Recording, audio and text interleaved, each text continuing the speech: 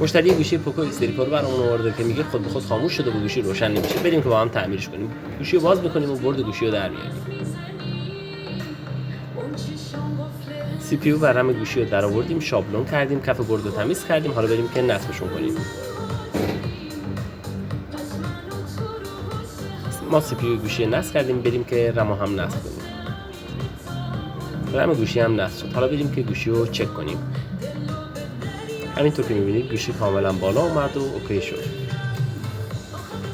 اینم از نتیجه کار. اینم از ضمانت 3 ماهه واسه مشتری عزیزمون.